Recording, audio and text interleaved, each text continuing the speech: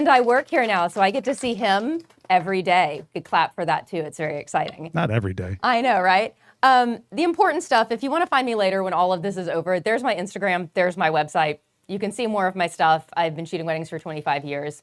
I think it's pretty cool. All right, that's it. Give you a quick gear overview. I don't want to be that person who stands up here and reads from slides the entire time, because I know that's Seth's favorite thing in the entire world. But I think it's helpful to let you know what I take to an event with me, because it's, a standard question. Canon EOS R5s, my beautiful babies. Yes, I know there are more modern ones. No, I do not like change. So I use my cameras until I kill them, and then I buy new ones. But this one is still trucking along. I have 2 of them because backup is important, and because backup to backup is important, I also have an R6. I think I've used it once, but it lives in my bag just in case I break one of these. I have fallen into a pond at a wedding before. You can ask me about that afterwards. Yes, I went all the way underwater. Yes, I broke my gear. It was great. Oh yeah, it was great. I ended up in urgent care. It was like a whole fun thing, but I finished the wedding. Oh, there you go. Did you finish it? I did. Akiva's like, we're talking about this tomorrow at work. Gets the job done. I did, but all the clients thought I died, so that was very entertaining. Canon RF 100mm macro. This is my go-to baby for any detail that's like smaller than a bread box. This is the important part. The coffee has arrived. Everyone, Teresa. The 100mm macro, I use it for all of my macro stuff. In a pinch, it also works as a great portrait lens. So just because it has macro capabilities, it is also 100mm. So you could use it for portraits if you really needed to. Then my babies, my beloveds, my favorites, the 50-1.2, the 85-1.2, the 28-70 f2 that I didn't want to love. I bought it, was like, this is too heavy. I hate it. I sold it. I missed it. I bought it again. It's the one zoom lens I am in a deep love affair with. It's really embarrassing. But it's not so much a small detail lens, so I didn't bring it with me. And then my new edition, Canon RF 10-20 f4, which when we get to talking about room shots, like big reception room spaces, that's kind of a go-to for that. I do some architectural stuff a little bit randomly here and there. I will never say no to someone who wants to give me money to take photos for them. So I photographed an entire orthodontics office with the 10-20, and it was great.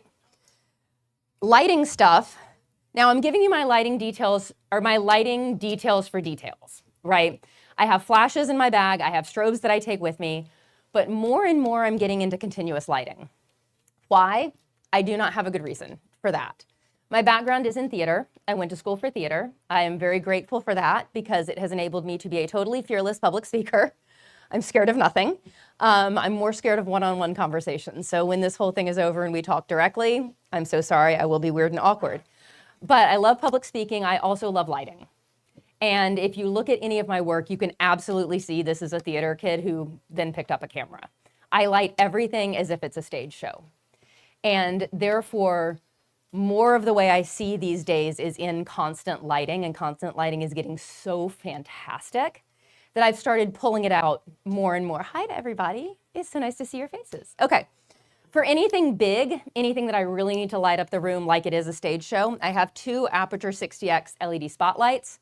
They're very powerful. I have them hooked up to run off of battery. You can also plug them in if you want. They are pretty amazing, pretty robust, and to me feels like I'm carrying around a theater light everywhere I go. For things that are smaller, and I'll walk you through again some examples of this, the Westcott Ice Light 3. I've been an Ice Light user for forever and ever. It's like a lightsaber. It's the most fun thing in the entire world. You can wave it around. You can make loud Jedi noises with it. But it's also a beautiful, continuous source of light. And then my baby, which I have with me today, it's the SmallRig LED video light. There's a couple of different ones. Dan's dropped them somewhere in this video for people to find. Dan, oh, dudes, I just called him Dan. Akiva, did you get that for social? No, I'm just kidding. I was thinking of Dan and his single light for single people, and that's where that went. Wow. It is a SmallRig flashlight. There are several different versions. I'm going to do a demo with it. The reason why I love it is because you can put this little modifier on it, and you can put little gobos in it. So I can make tiny little lighting scenarios on a tabletop, and we'll come back to it. So we're going to start big, and then we're going to go small from there. Come on, little buddy. We're going to talk about lighting the room. So when I think about lighting at a wedding, I think about 3 main different times of day. There's the reception room or the cocktail hour room where you're photographing cakes, tables, floral arrangements on tables, whole rooms, big stuff, right? We're not gonna light it with this. That's not gonna get us very far. And then I think about things that are smaller. The dress, maybe a pair of shoes. We're starting to shrink things down then. Then we go into the macro life. We're gonna demo the macro, but let's start talking big about lighting the room. And I'm first gonna say there's no wrong way to do it. You do whatever causes you joy and makes you happy. If you say you like to show up Joe McNally style with 47 strobes and put them all over the room, okay. Whatever makes you light up inside at a reception other than a nice crispy Diet Coke as the reception starts. Sometimes we get very, very lucky and you go to a space and there's light because this was in the middle of the day. Their reception started at 5 o'clock in the summer. Clear tent, natural light. I don't need to do much to this. It's nice, it's flat, it's even. Take the 10 to 20 out, F4, take a picture. Great. I'm not gonna try to make this look like something other than it is because it already looks great. If I lit this up with a bunch of flashes or a bunch of video lights, it's not gonna look like what it looked like to be there. And the important thing to me with adding light, even if I'm adding it for dramatic effect, I want it to be believable and like, It's just right in front. I know, put it next to my other open container. I'm just trying to break him, really, is my whole point of being here. Sometimes you'll go to events where they bring in a lighting designer, or they're at a venue that has lights already kind of pre-canned in the ceiling. So sometimes you'll go, like they're setting up for a reception, they're focusing the lights that are already up in the venue. Then it's amazing. Then it's like they've professionally lit it for you, and I can work with the lights that exist there. That's also pretty fantastic. I'm not gonna say no to this. When I walk into the room and it looks like this, there's nothing I have to do to make it look better. I just go, wow, this is gorgeous, and then I shoot it. But what if it's not quite day, it's not quite night, there's no lights, and you wanna shoot the room? This is a shot of a room, which is beautiful, with no additional lights. But this is very flat to me. And when clients come to hire me, my lighting is one of the things they talk about a lot. Like, we love the way you light things. So if I'm going to dramatically light portraits and I'm going to dramatically light getting ready, why would I flat light a reception? Now, I don't want to change this. I just want to make it look a little better. This is lovely. It's flat. And none of my work is flat. So we're going to fix it. When I'm thinking about adding lighting, I always think if there was a sun here, if there was a window here, if there was a lighting designer here, where would I want lights to come from? So in reception rooms, a lot of lights, if you have a lighting designer, they're going to pin spot the tables, right? You're gonna have something up high, aiming down low. So we start off by taking my aperture light, put it on a light stand, and my assistant carries it around. I always have an assistant with me, partly to make my life easier, partly because I'm very, I don't wanna say clumsy and absent-minded, but I put stuff down and I forget it. So someone needs to be, you all know, you put stuff down, you're like, I'm just gonna put my camera here, and then you walk away and you're like, where's my camera? And I do that about 48,000 times a wedding. So someone is there to save me from myself. But also, I take the aperture light, put it on a light stand, and instead of bringing it up really, really high and taking the time to aim it down, I'd much rather put that light stand in the hands of a person and have them just hold it up for me. So we'll take the aperture light and we'll use it exactly like I would want a spotlight. What power is it on? I don't know. We turn it on, start it really low, start turning the power up until I say that looks good. A lot of this is eyeballing it because I'm trying to balance putting light on the tables with the ambient light in the room. I don't want to put so much light on that flower arrangement that by the time I get a good exposure on it, the whole room is dark, but I don't want to put so little light on it that it's not doing anything. So we carry it around as if I had a lighting designer in the room pin spotting tables for me. Sometimes it's something big, sometimes it's something small. When the things do get smaller, that's when I can use something like an ice light if I want.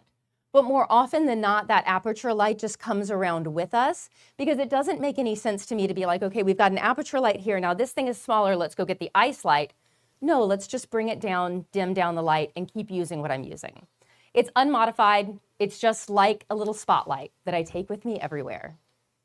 Because again, I'm a working wedding photographer in New York City, and I'm sure you guys know, everywhere you go is hard.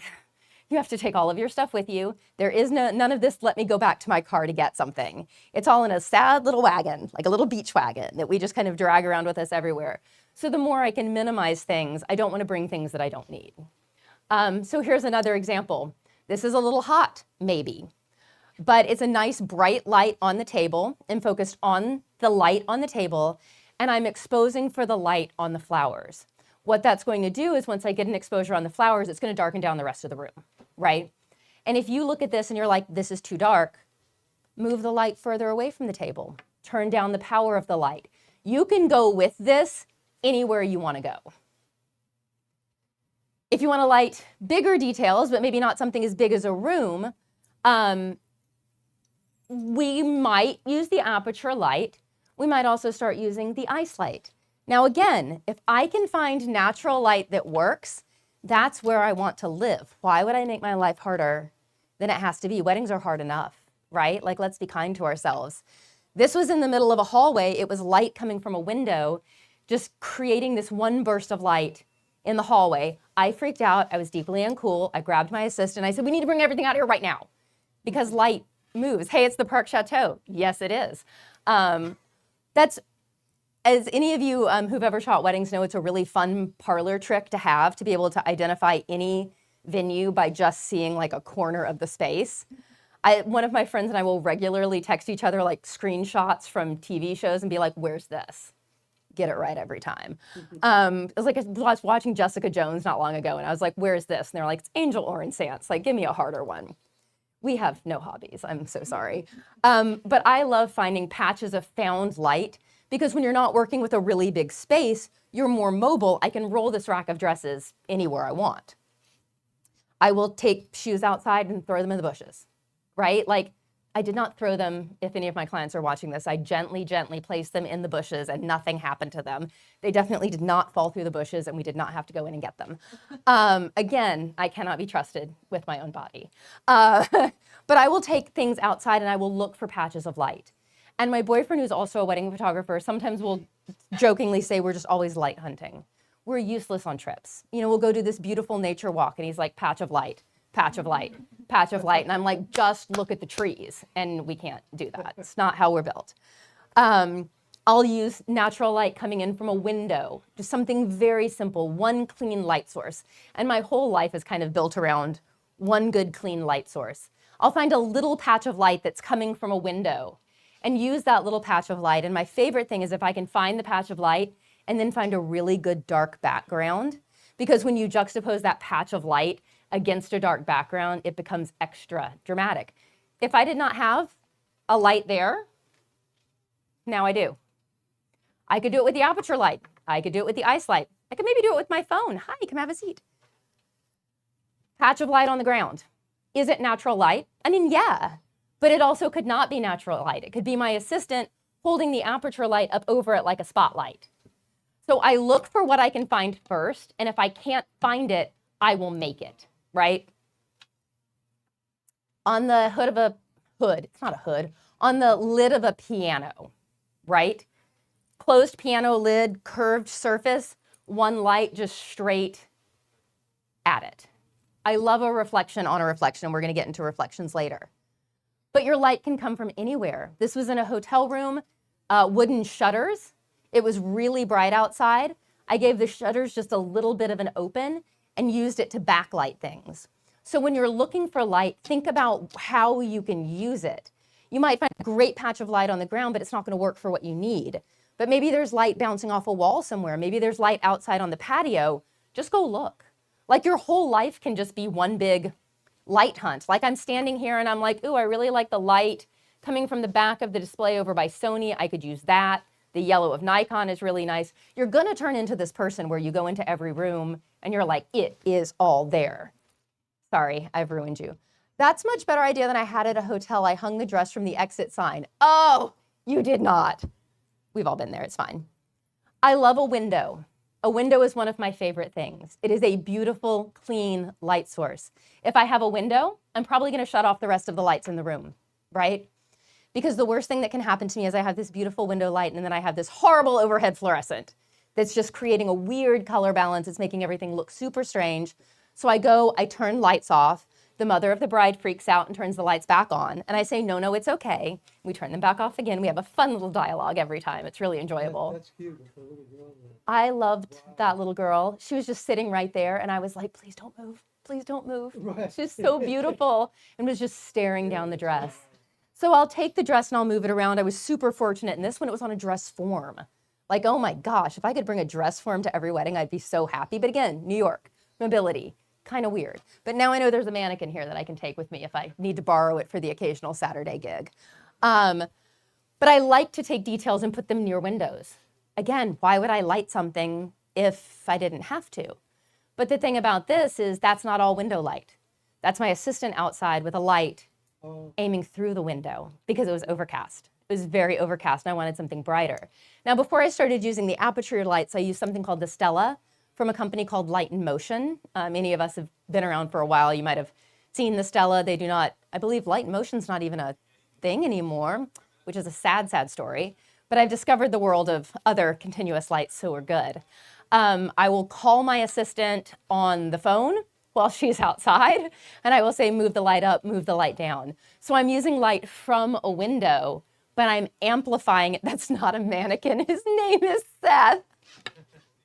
I can't look at the comments. I'm going to get nothing done. I'm going to cut this stream for all you in this chat. I don't care. I don't care. He will kick you all out. I will tell you, however, do not ever hang a dress from a sprinkler. Don't do it. It's sometimes like the sprinklers that hang down in hotel rooms. You'd be like, oh, I could hang a dress on that. Do not do that. That water in there is not clean. It is dirty, oily water. And it doesn't look that. And it looks weird. Just don't be weird. Sometimes, like you see here, you've got really beautiful light coming from outside. But if you don't, go outside and supplement it, unless you're on the second floor, and then that's like a whole other conversation. Again, this is natural light. It could be fake light. The point is you can't tell, right? And I did a class one time where I was like, let me show you a bunch of images and tell me what's flash, what's video light, and what's natural light. And people couldn't tell. And that made me really happy. It's pretty dramatic. I thought about it. Thank you. I love the dramatic life. Again, a window with not enough light, so we shine the light. Okay, now my assistants and friends are in the chat, which is not, I'm not looking at it. All right, now what you're really here for, which is, I hope this is what you're really here for because it's what we're gonna do for the rest of the time, lighting rings and small things, right? If you were here for lighting rooms, that was fast. Once again, natural light to me is king. I love it. If I can find it, if I can see it, and I don't have to make it, that's a few extra seconds that I can spend actually putting together the photo, right? I always use a macro lens. Yes, there are other options. Absolutely other options. You could use extension tubes. You could crop an image in. But to me, the combination of the focal length at 100 millimeters and the fact that it is a macro lens with the ability to just get so close to your subject, why would I not want that? And again, like I said, I don't like spending money on things I don't have to spend money on. I use the macro lens for maybe 20 minutes on a wedding day, and it's still so valuable to me because it lets me make things like this or like this. Anyone have any idea how I did this? What is the white thing? Mirror? Nope. Well, my phone, a piece of printer paper, and my assistant who is wearing a black sweater. That's it. You can find weird stuff anywhere. I like to put shiny things on top of shiny things, right? So if your ringer goes off, we're going to dance. I'm just saying. Or I'm going to answer your phone for you. We're not really sure. I like to put shiny things on top of shiny things, and I never bring props with me. Everything that I use, I find on site. Because the second I start bringing props, then it becomes about me. And I do have some things I'll bring. Like I have little risers that I could use to make something go higher up. But they're functional props. They're not beauty props. I don't ever want a client to look at a picture that I took of them and be like, what is this? Like, where did this come from? What this is the bride's rings and her purse. It was like a mesh purse. Natural light, one window right behind me. Good, I'm not yapping too long. This is great. We have a question. I love a question. What are the most interesting rings you've ever shot? Either the rings themselves were unique or the shot ended up being unique. Honestly, I think my favorite one is this one because I felt so freaking clever, because I ripped myself off. I did an image probably about 10 years ago that was a couple going out of a door. And one side of the double doors was open. It was really bright outside.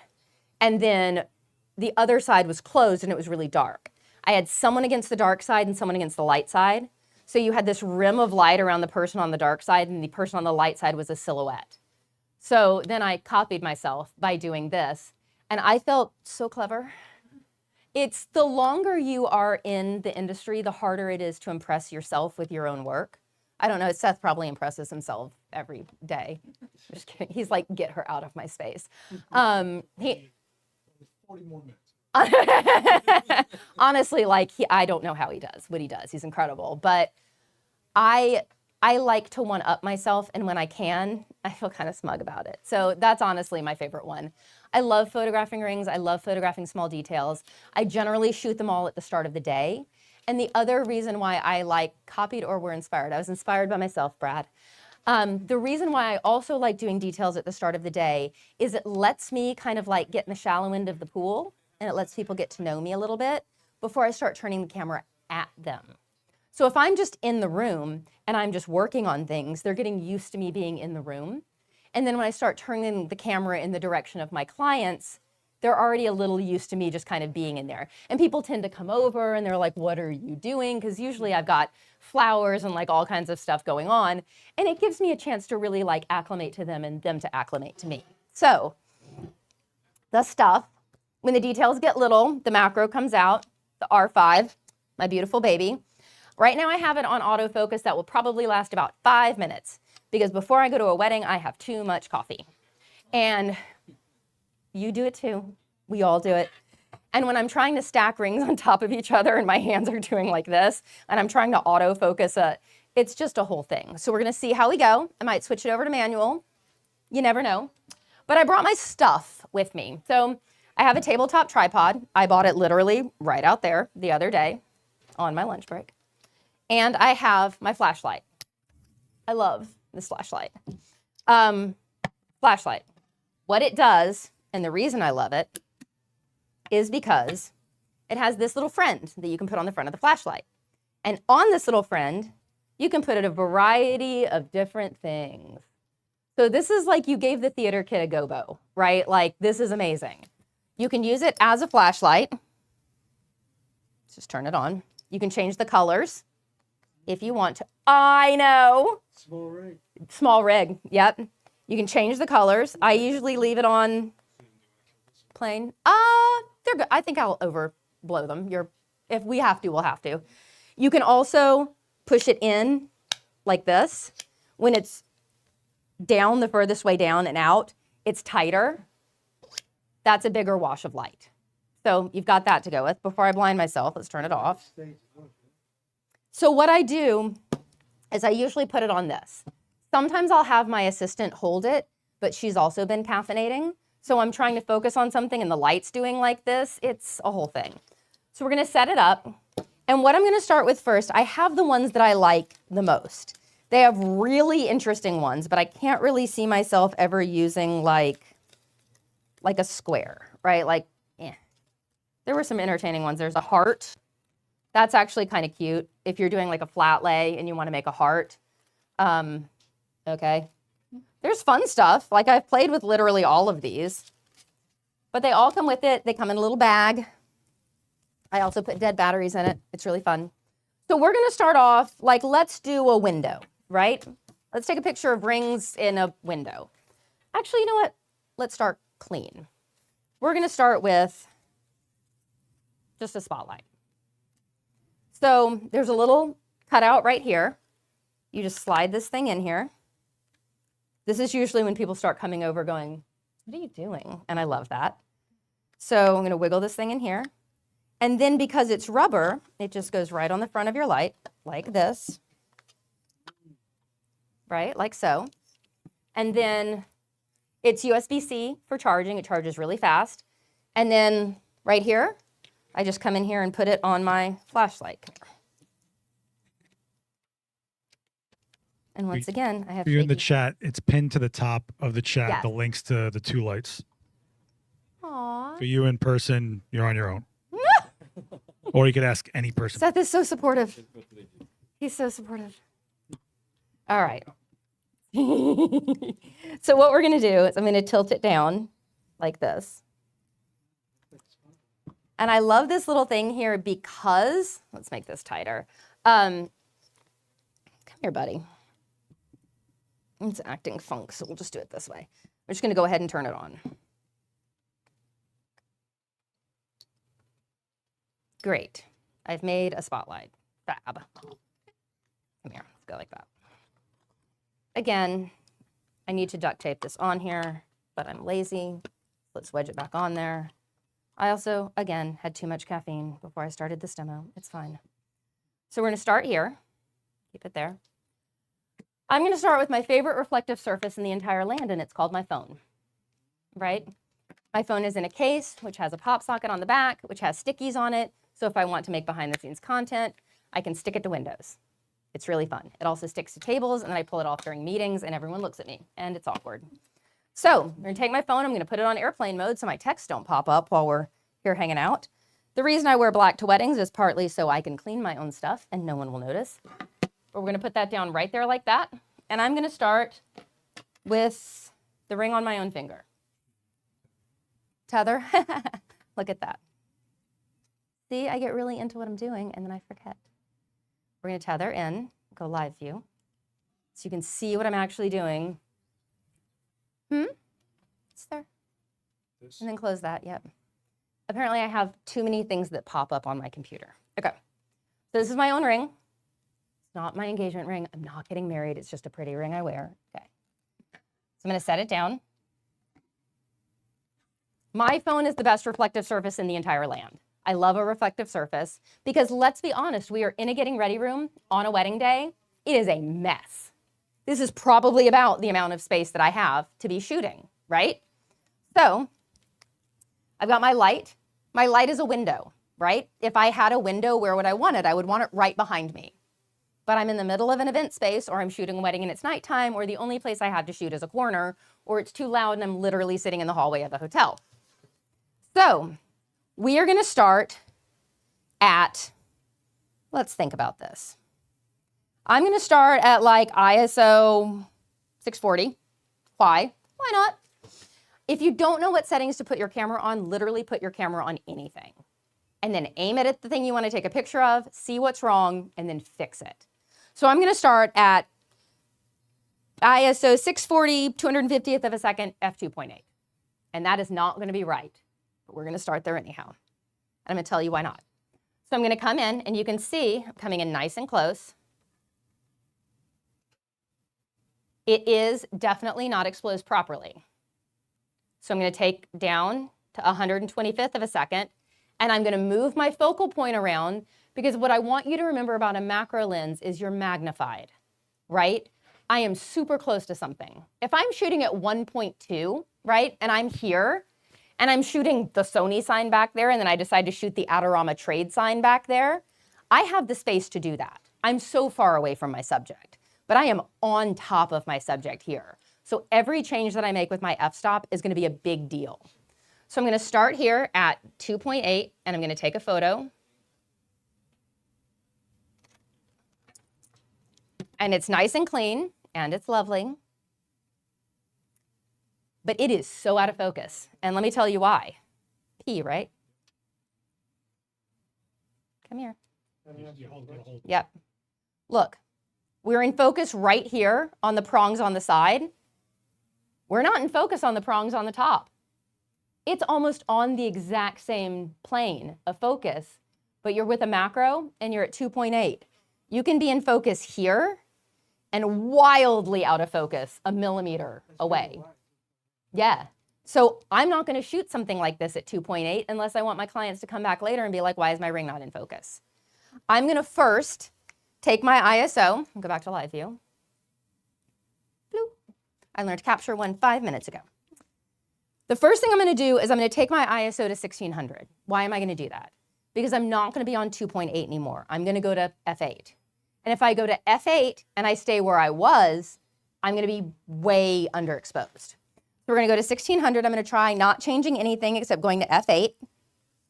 And I'm going to aim over here. And I'm going to look at it and I'm going to say this isn't quite right. Because once again, it's too dark. That's the risk you run. I don't even want to say risk because we can shoot at high ISO so beautifully now.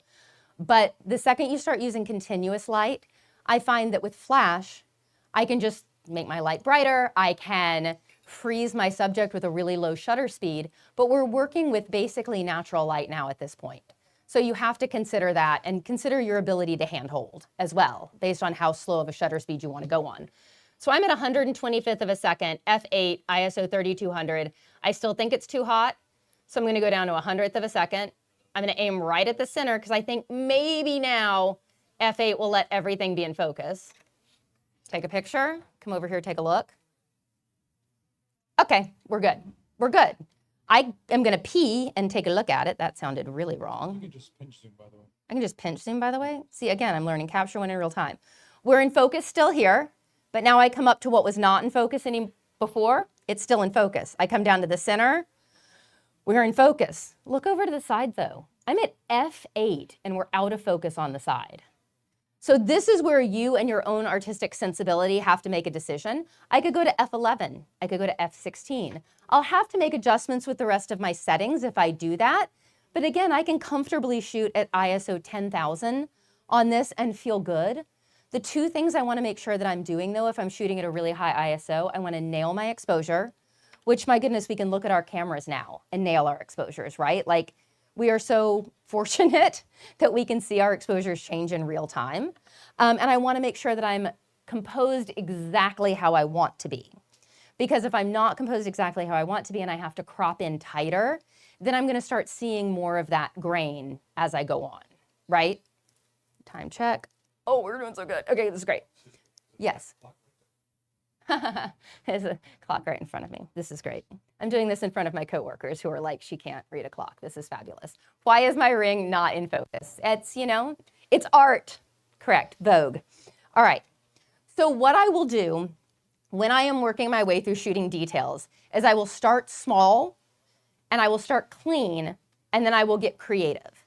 Because if I only have 5 minutes, I'm gonna shoot this, just like this, done. I'm gonna shoot this and I'm done. But let's say I'm going to start stacking things up, right? I'm going to have a groom's ring, which is just my Aura ring. I'm going to stack the ring on it. Again, we got shaky hands, also because I'm kind of nervous. It's all good. Don't tell anyone. I just told the internet. Again, light is coming from where I want it to be. It's coming from up and slightly down. So it's like I'm near a window as the sun is starting to come down, right? Consider the angle of your light. I'm not going to change anything. I'm just going to come in here nice and tight. And you see the problem we have right here? Let me go back in the live view. Again, I learned to capture one 5 minutes ago. What's the problem that you see right here? You see that huge bright spot on the ring? Because the way my light is hitting the facets of the ring at this point right here, I'm getting a huge bright spot, completely obliterating that side of the ring. So I'm either going to move my light or I'm going to move myself. Look, you can see it in real time. The problem's going away. Bring it closer so it stays bright. And I'm just going to keep moving things around until that haze that I'm seeing, you see it's getting worse. Let's move it around, keep it lit. This is like the dance that I do all day long. Raise my ISO just a little bit. Come in nice and close, focus on it. Nice and clean. We get just a nice, clean, simple shot of both rings stacked up together. If I only had 5 minutes, that's what I'd shoot. I'd be sad. I'd be done. Did I break it? Watch command, so you start shooting. What? Then you do this, all right? This is part of Seth's ongoing series of use capture one, my friends. So if you start all the way from over here, look at how the focus changes, especially between the first one and the second one. And look at based on the way the light is, how you'll start getting these hazes and these refractions kind of in your gems and how you want to move things around. Let's get back out of here. I don't know what I did. It's cool. Hit G and then hit G again. Ah, you did it. Okay. That's fine. It's cool. It's not that exciting. Let's give us more light. So we're going to slide on down here. Oh, yes. There we go. Look at this, it's bendy. Again, I bought it on the table out there. The bride is now wearing 2 necklaces that I pulled out of my jewelry box this morning. Again, because I like reflections and my phone is already here, I'm just gonna stack these things up together.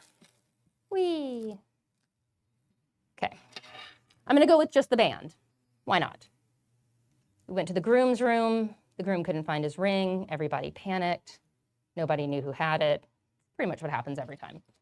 Okay, so come in here.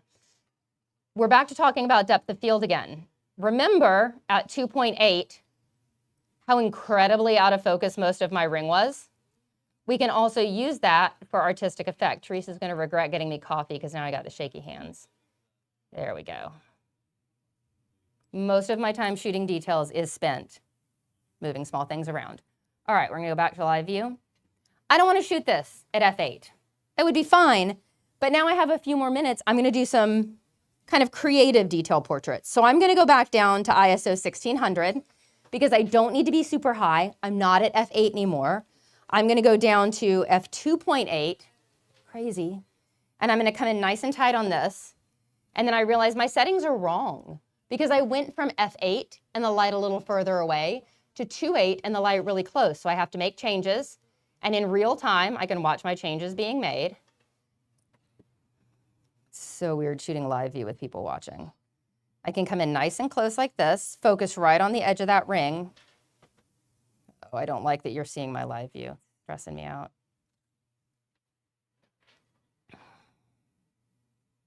So now I have a few more seconds and I can be a little more creative. Now I want to live in the land of 2.8, right? Because we get just, it's funny that it's my Aura ring because you get like the sensor on the top. You get just the tip of the top of the ring in focus. Everything else underneath it, check this out. We're in focus right here. We barely move. Like you can even see just in this ball right here, how the focus falls off so fast at 2.8. You come all the way down here, nothing's in focus, nothing. Like bits maybe that kind of look in focus. But now I can start adding things in and having them be part of the world I'm building now that I have more time. We have a question. Hi from Atlanta. Why is my ring not in focus? Is it as good as Andrew dancing when he used a zoom instead of a prime? They're talking about my favorite content creator, who's a lovely gentleman from the UK who does hilarious content. He did a really great video of him using a zoom for the first time, and it was like he was in a video game, and it was amazing. And I think there is a bet about whether I would mention him live on air, so well done getting me to do it. Do I do any lay flat shots of rings ever? Yes, I do. Absolutely. Lay flats make me a little sad. I got really into them for a while, and then everyone got really into them, and then they started to feel a little dated, and then clients didn't want them anymore. So what I mean by lay flat is when you take all of the beautiful details of the day, you lay them down in kind of a top-down view, and you shoot top-down on top of it. If a client requests it, and it is something that I will talk to my clients about, if they request it, I will do a lay flat for them. Absolutely. And it's a great opportunity to get everything in. The invitation, the flowers, the shoes, the rings, everything. And if I do that, I'm probably not gonna light it with this. It's not gonna be enough. I'll either get out my ice light or we'll pull out the aperture and light from over my shoulder. Because again, I think if I had a window, where would I want the window to be? And I will put my light there. But I like to live in the land of more creative. I try, but I do lay flats. I just don't like them as much. You can also get creative by moving the light around. It doesn't have to stay in one spot. I can take the light and I can bring it. Let me just take it off of this altogether. Hang on. I can just set it down. I'm just gonna put it on, like sit it right down. And I'm gonna show you what that looks like. It's gonna roll away. There we go. Okay. So when I move the light around, I've completely changed what the photo looks like. Because look at the light here. And now look when I come in on it like this. It's very different. It's coming from a completely different location. And I'm also looking again at my hot spots. So if I come in here and I go top down on this, I'm good with where the hot spots are on this. We'll take a picture and we'll talk about it. And we'll talk about why.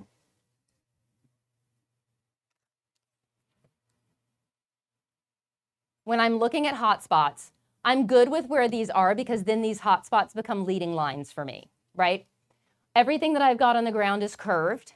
The ring itself is curved, and the way the light is hitting it is curving down as well. So I look at everything kind of like I'm putting together a painting, right? Like I want things to be moving around. I want them to be leading into the center. I want lines to keep moving, even on something as small as a detail shot, right? But you mentioned top down. Let's talk about top down. Why not? We are now going to be top down with a window. I'm going to slide this in here. And you can see the wall here. You can see back here. I'm now making a window, right? But let's make it in a way that people can actually see it. Come here, little guy. Stop spinning on me. There we go. I was too gentle with it, and now it started spinning all over the place. Okay. And this flashlight was something that I bought, and I was like, am I going to use it? Maybe I'll use it. I'll use it like a couple of times, because we all like to buy new stuff, right? And for me, the under $50 sweet spot really gets me. Come here. I also can't line up things to save my life. All right. Come on. There it goes. Let's make it look like a window at sunset, right? So I switched it over here to the more tungsten look. Turned on as high as I can get it. It is turned on as high as I can get it. I'm going to drop it down as low as I can get it. And I'm going to take these things and make kind of like a little flat lay with them. So I will show you what I'm doing in just a second, I promise. Take all my details and just put them in the light. Because I also, when I want inspiration, I don't look at what other photographers do because it's too close to home. It's the world I live in. I don't want to look at it. I look at theater. I look at art books. I look at graphic designers. That's where I find things to be really interesting. So, oh, we are setting up something weird here. All right, let's take this ring. We're going to put that ring on it. There we go. I also really like shadows. Okay, hang on. So when I have my light coming at an angle and I come in here and we look at it, looks, I remember to do it. Ha ha ha. Watch, I'm always looking at how the shadows are falling from things, right? So what you can see here is when I move the light around and when I move the ring around, like just look how the shadows change. Hang on, come here. If the ring is like this, the shadow is just kind of a flat line. That's fine. But I want to be more creative, so I'm going to turn it so that when I shoot it, like so,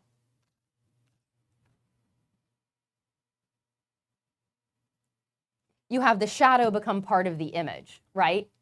So this looks like it's nighttime. The sun is starting to come down. It's very warm. It's lighting your details. You've got the lines of a window, and we're in the Adorama event space, and I'm on a table, right? So when you start conceptualizing things in a bigger place, then you can start minimizing them, right? So I think if these things were big, what would I want it to look like?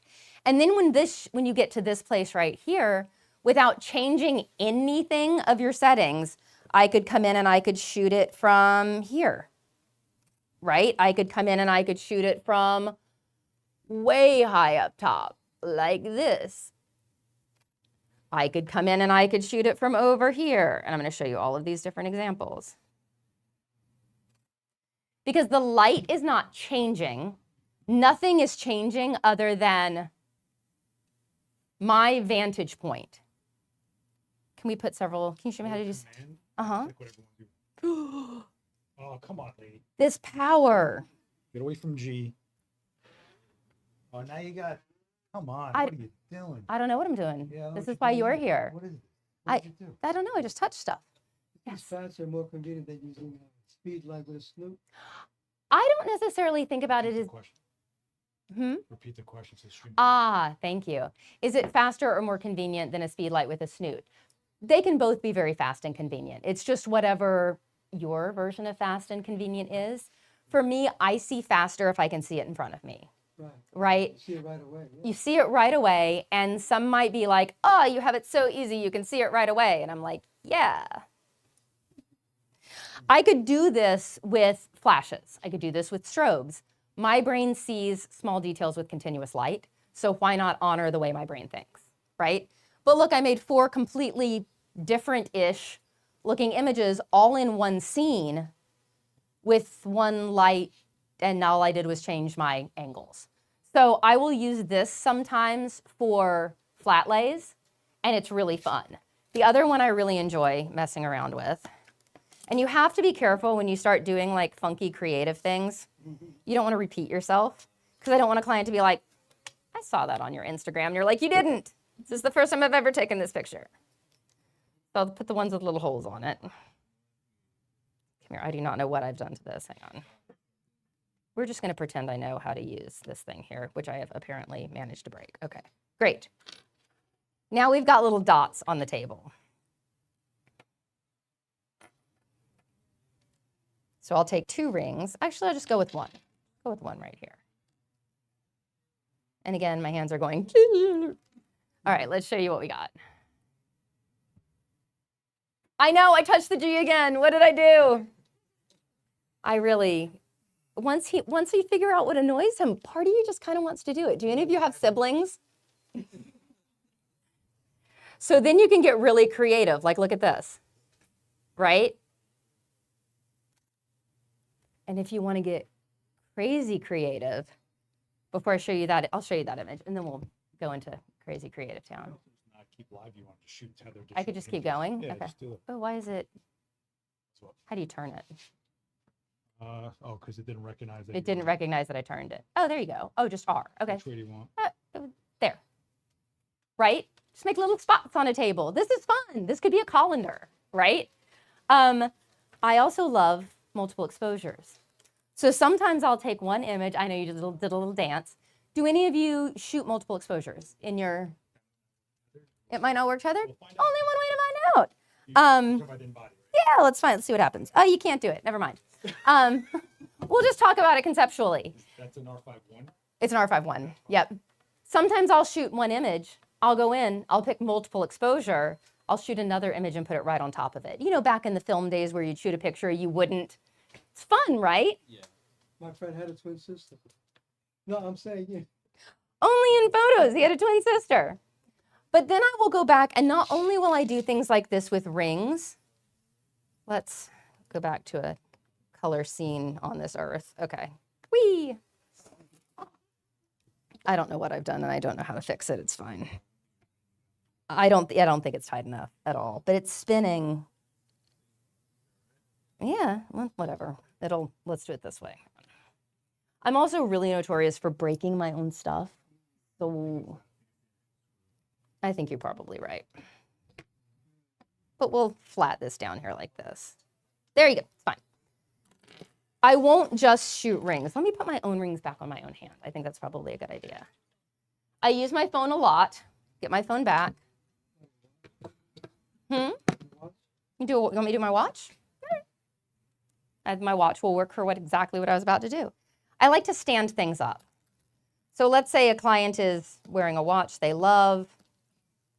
See if I can make it work with my watch. Ah, yes.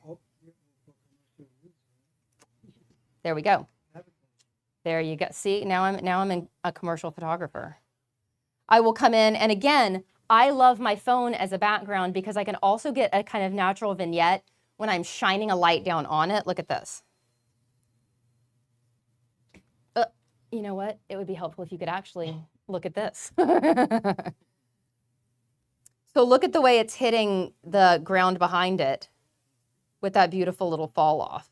That's at F8? That's at F28, and the reason why that is not a good idea, I was going to show you again, because it looks cool until you actually think about it, and you realize the top of it is in focus, and you start coming down, and very rapidly nothing's in focus. So it looks cool, but for this, F8. So we're going to go to there. So again, I'm going to go up to like ISO 6400, go to F8. Let's see what difference that makes. I'm not even going to change my shutter speed. I'm just going to look. I'm going to break everything I go. There we go. Let's show you what we got. There you go. It's a little dark, so I'm going to go down to ISO 1000. come in and focus right on the top. Wiggle my hands around like a maniac. You went to 6,400 ISO, not 1,000.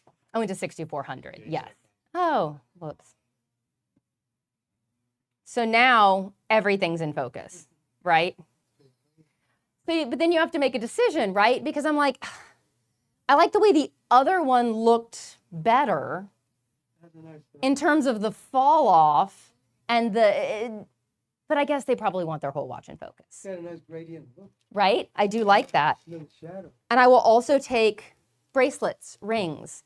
I'll twine them up, stack them on top of themselves, shake my hands around like a fool. Nothing makes me feel more insane than trying to stack up details at the start of a wedding day. There we go. So again, the f8 versus f2.8 at a macro discussion is, do you want this? Shoot. And just shoot. Do I want this, which would help if I was actually on autofocus? Great work, self. Like, do I want this or do I want this? And I'm going to show you the two differences. And my answer is always going to be, I got the safe stuff, so I want the creative stuff. So maybe I want, and I'll show the two of them to you side by side. Hold 1 second, please. Okay.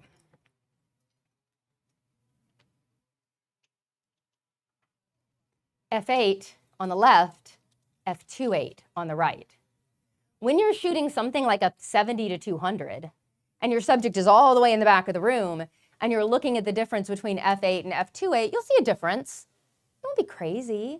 But if I'm photographing the Adorama trade sign back there, the difference between that and the exit sign in the background, I'm far off, got a long lens, big distance between me and my subject, big distance between my lens and the subject, great.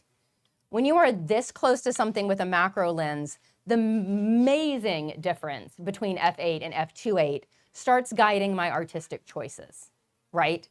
So I will shoot my way through, hold please, I'm coming back, I will come back to you, I promise. I will shoot my way through the F8 stuff, and then I will drop myself to the F2.8 stuff, get more creative stuff, then I'll start pulling out my little friends here and getting even more creative. I can do all of this in about 15 minutes if nobody stops me and asks me questions. And what usually happens is somebody comes over and says, I'm so sorry to bother you. What time do we need to be ready for photos of the wedding party? And I'm like, I'm working. But then I pull out the timeline, I find the information for them, and of course I'm going to help them. And you never get to just shoot without people asking you questions or wanting to know what you're doing or saying things like, is that a flashlight? Or where is my ring? I can't find my ring, which is my personal favorite, because somehow I'm always convinced I've lost it, even though it's probably on my hand. It's my biggest fear. I have never lost a ring. We're still good. But clean shots first. Clean, simple, safe. Right? No matter how artistic you are, you still have to check boxes. So clean, simple, safe, start at F8 or F11, get the nice, simple stuff. That's why a flat lay often works really, really well. You get it all in.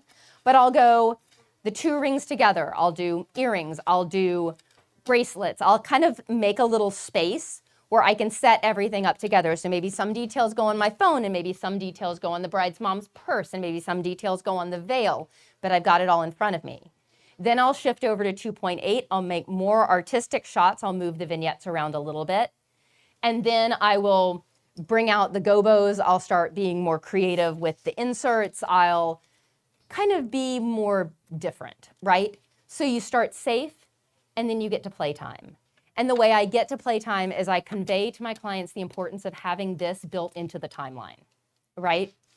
I will never shoot detail shots if they're not important to them. Not everybody wants these, and that's okay. It's not about me, right? Like, this is not my wedding, this is not my shoot, this is my clients.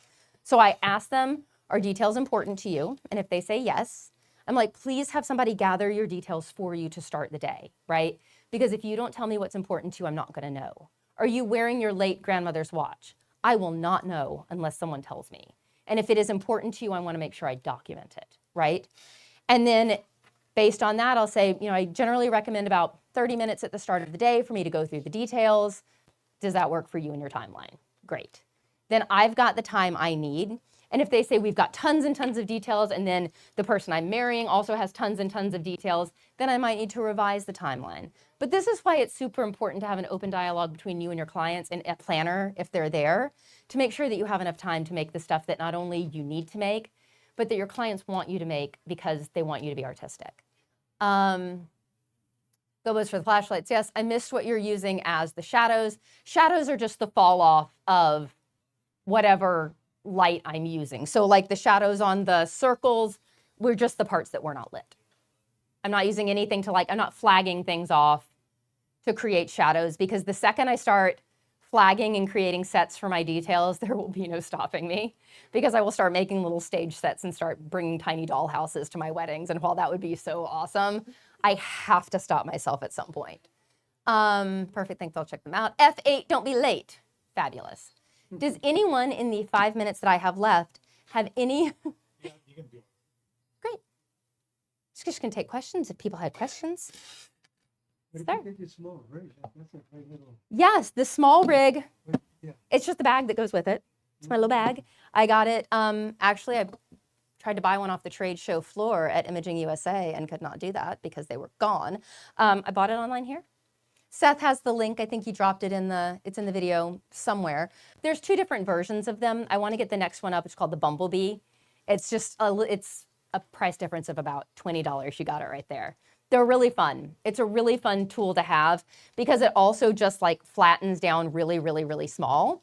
And again, you don't want to have too much stuff in your camera bag. When I'm done, we just stuff it all down like this, tie it up, and it goes in the space where a lens goes. It's really easy. I can already see I'm going to lose one of the inserts. It's going to happen. This is going to get left behind at a wedding. But I'm tough with my gear. I'm not very polite to it. But at a lovely, slightly lower price point, I wouldn't be too hurt if I had to replace this. If I had to replace my aperture lights, I'd be a little sadder. Do I ever have planners that do all of the communications for the couple? Yes.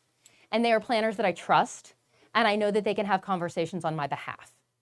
There are probably about 3 or 4 planners that I've worked with that they know how I work, I know how they work, they know what to ask my clients, and I sit back and let them guide the ship. And then they send me the timeline before the clients see it, and I can make any input that I need. Their job is to make life easier for us. It's also to make life easier for the clients. So we do a lot of talking behind the scenes. If it's a planner I've never worked with before, I just open that dialogue with them and say, this is how I usually work when I don't have a planner. Does that work with how you work? Let's talk before we have to involve the client. Let's make less steps for everybody. So it's just about open communication. Yes. Yes. So today I was very info about it show every different lights in different room situations. In my case, I use a speed of light to bright the area. Yeah. I was very about the little details with the lights. How to say? Forget the name in English. So Yeah. lights on the paper. It was pretty nice, beautiful details. Yeah. And I would like to have the other names for the other continuous light that you Oh, yeah. They're, used to have. do you want me to pull it up on my slideshow so people can see it? Great. Thank you, Mom. Of course. I honestly, to me, it is so much fun to share gear with people and be like, these are the cool things that I have found. I will spend the money for you so you don't have to. Let's put it that way. These are the 3 lights. And this is an example of I will do a top-down flat lay detail. I will make it elaborate and ridiculous, but I will definitely do it. So it's the Aperture 60X, the Westcott Ice Light, and then the SmallRig video light. Those are kind of my 3 go-tos. And again, I do have flashpoint strobes. I have all kinds of other stuff. But when I'm working with details, my brain sees in continuous. So is there any logical reason behind it? There's not at all. And there doesn't have to be. So how do you find out what your client's specific needs are if that's the case? So if I have a planner that does the communication for the couple, I find out what their specific needs are because the planner knows that I need that information and they get it for me. So if I get a timeline and that information isn't in it, I'll go back to the planner and ask. And sometimes, despite your best efforts to open communication and to have these discussions with people, you don't get the info you need. Or you show up on the day and one of your clients is like, oh, did you take the picture of my grandmother's antique ring. And I'm like, no, because you didn't tell me it existed. So I will always ask. It takes 2 seconds to be like, this is what I have here. Is there anything else I need to have? The worst thing I can do is ask too many questions and be too nice and helpful. Oh no, I've been too nice and helpful. Because I always have to remember my clients are dealing with so many different things. They might not remember to put a box of details together for me. They might not remember my first name, right? Like there is a lot going on. So I will always ask. I do my best to never judge. I would say I never judge, but let's be honest. But 2 seconds to say, is there anything else here? Or sometimes if I'm actually actively photographing, I will ask my assistant.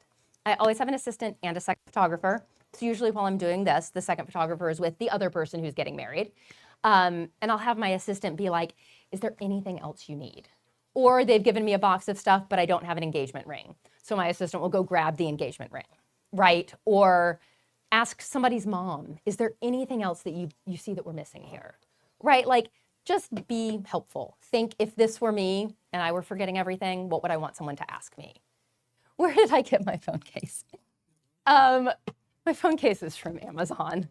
It's just a cheap phone case. This is a pop socket. And it just magnetizes to the back of my case and it has little stickies on it. And Seth has probably heard me in meetings go as I peel it off of the table because it sticks to the table. But I love it because I take little silly outfit videos when I'm getting ready in the morning and I stick it to my kitchen window. And today I think I carried my cat around in my outfit video. It was very mature, very high professional content creation. Any questions from any of you? I love talking about this stuff, sir. When you do, You're good. when you do like your shooting for like the details and stuff like that, do you just primarily set up your whole shot? How you want the picture to look great out the camera, or do you do a lot in post? I do almost nothing in post. My goal is to, it's a big goal for me is to shoot a perfect wedding wherein nothing needs anything done in post. It's never gonna happen, but it doesn't mean I'm not gonna try to do it. So I try as hard as possible to get everything as close as possible in camera. Sometimes I'm rushed, sometimes I'm sloppy. I shoot on auto white balance. I'm not dialing in my Kelvin. Like there are limits to my obsessive levels, but I try to get it as close as I humanly possibly can. You take a long time in one photo. Absolutely. Absolutely. But the more you do it, the more it becomes innate, the more it becomes muscle memory, the more you realize you're making less decisions about your settings and more decisions about your creativity. And that's a really nice place to be. So I think is that? Last call. Anybody need anything? Can I get you anything? Sir. What? I don't use focus stacking. I think focus stacking is super cool.